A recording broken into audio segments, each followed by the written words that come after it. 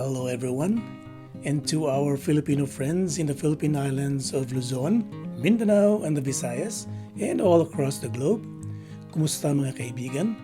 Kumusta mga amigo o amiga? To our Spanish-speaking friends, hola amigos y amigas. To our Muslim brothers and sisters, assalamu alaikum, ni hao ma, namaste, bonjour, konnichiwa, privet, hello, ciao, annyeonghaseyo, and that's to our Chinese, Indian, French, Japanese, Russian, German, Italian, and Korean friends around. My name is Victor, and once again, welcome to English Made Easy. How's everybody doing?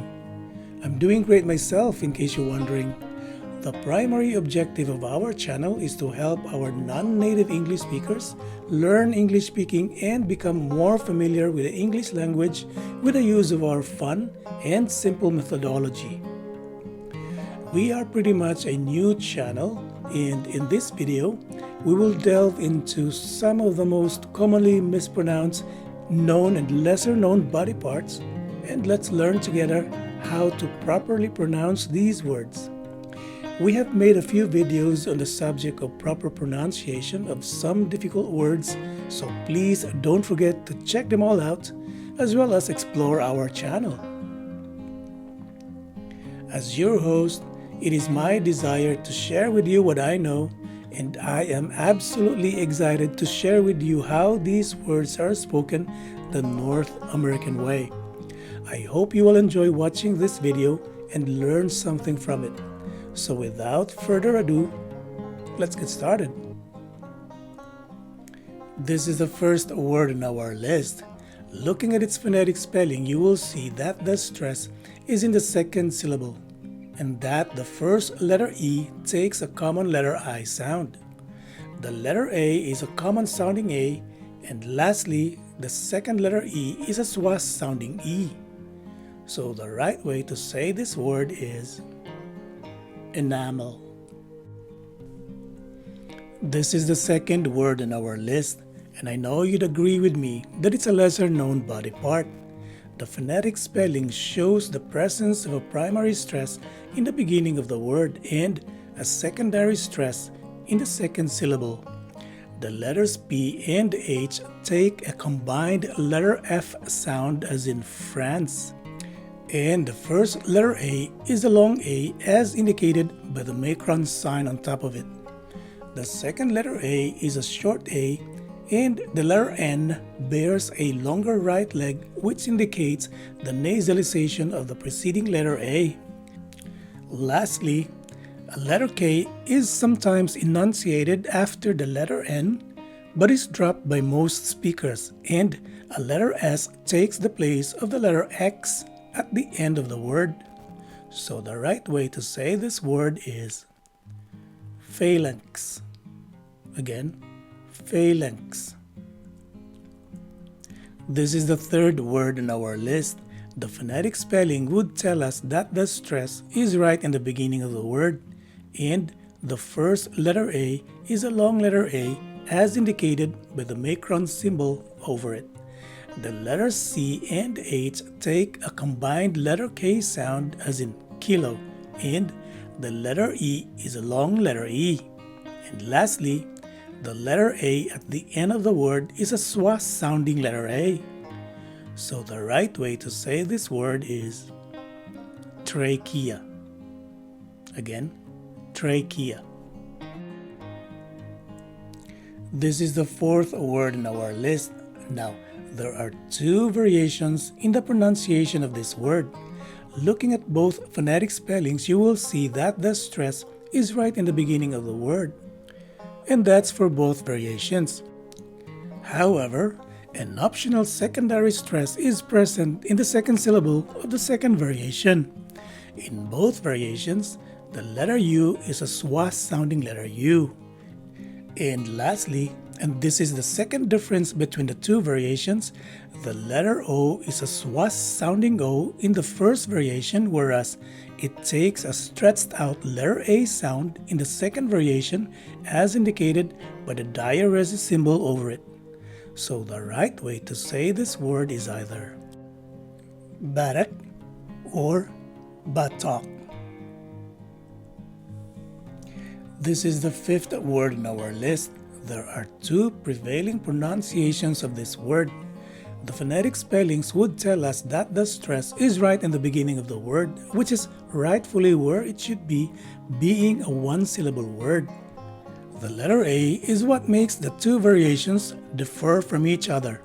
In the first variation, it's a short letter A, whereas it's a stretched out letter A in the second variation, as indicated by the diaresis symbol on top of it. So the right way to say this word is either calf or cough.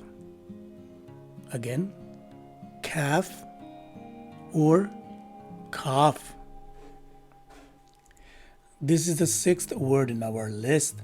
The phonetic spelling would tell us that the stress is right in the beginning of the word, it being a one-syllable word, and the letters E and A take a combined short letter I sound.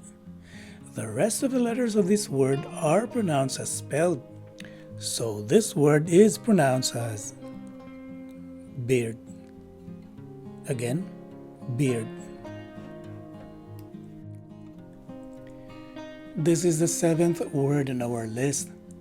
I would have dropped this word from this list as it is a common word that seemed easy to pronounce.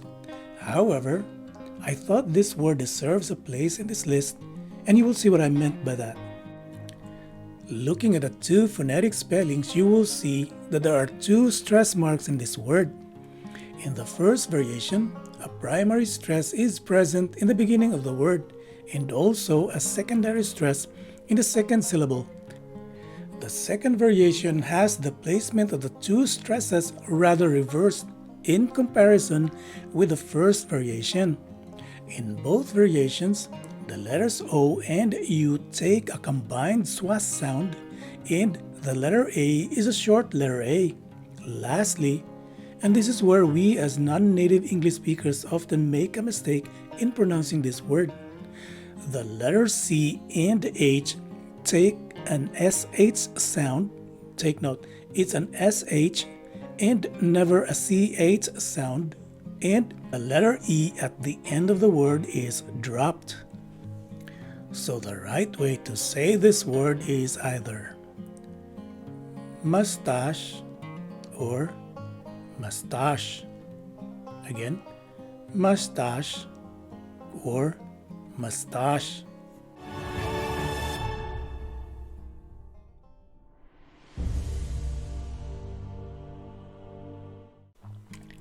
This is the eighth word in our list, and this is another one I would have dropped from this list, and I decided to scrap the idea for the same reason as the preceding word. The phonetic spelling would tell us that the stress is right in the beginning of the word, it being a one-syllable word, and the letter U is a swas sounding letter U. Now, this is the part where most of us non-native English speakers make a mistake in the pronunciation of this word. The letter B at the end of the word is dropped and not enunciated at all, just like the word climb. So the right way to say this word is thumb. Again, thumb. This is the ninth word in our list, and it certainly looks like a lesser-known body part for most of us. There are two prevailing pronunciations of this word. The two phonetic spellings show a primary stress in the beginning of the word and a secondary stress in the third syllable. The letter G is dropped for both variations, and the letter A is a long A in the first variation, whereas it's a short A in the second variation. Furthermore, in both variations, the letter I takes a long E sound, and the letter O takes a stretched out letter A sound as indicated by the diaresis symbol over it. So the right way to say this word is either Nathion or Nathion. Again, Nathion or Nathion. This is the 10th word in our list, and it's definitely one of the lesser known body parts for most of us.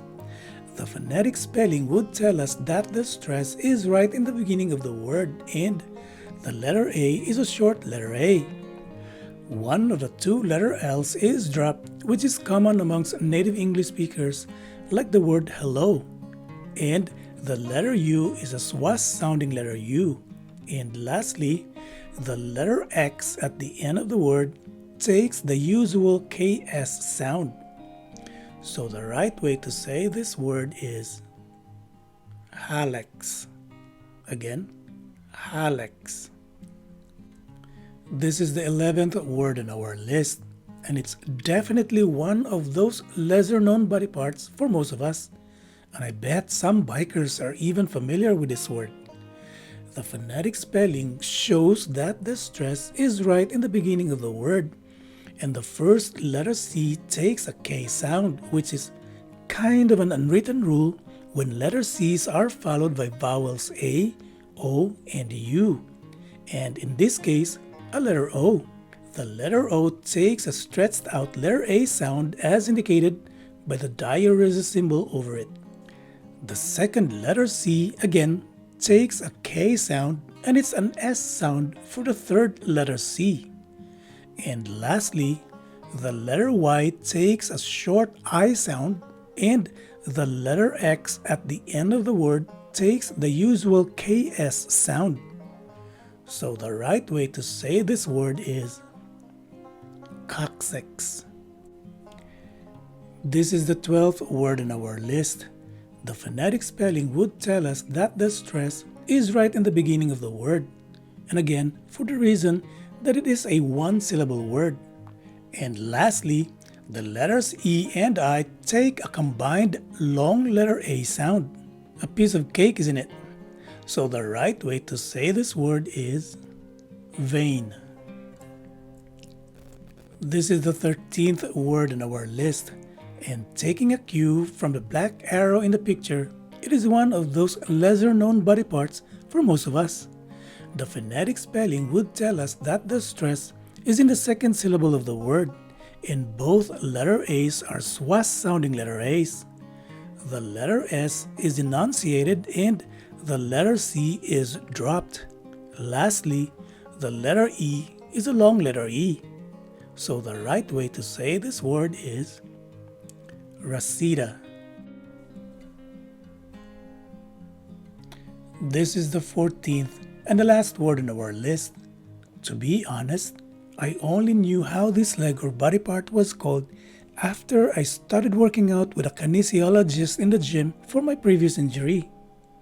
Let's get down to the brass tacks and look at the phonetic spelling of this word. Now, it's another one-syllable word, so that the stress is in the beginning of the word. It is as simple as ABC, as this word is pronounced as spelled. So this word is pronounced simply as shin. Again, shin. And there you have it, folks. Well, I hope you've added a body part or two to your vocabulary, as well as expanded your pronunciation knowledge. If you do, then that makes the two of us, because what I've just shared with you has also made me learn so much while making this video. And as usual, before I wrap this up, let me give you my little reminder. Listen intently to better understand the other person. And when it's your turn to speak, make sure to relax, gather your thoughts, and aim to speak clearly to be understood. If you like this video, please don't forget to smash the like, share, and subscribe buttons, and give me some nice comments down below. Bye for now, and see you in my next video.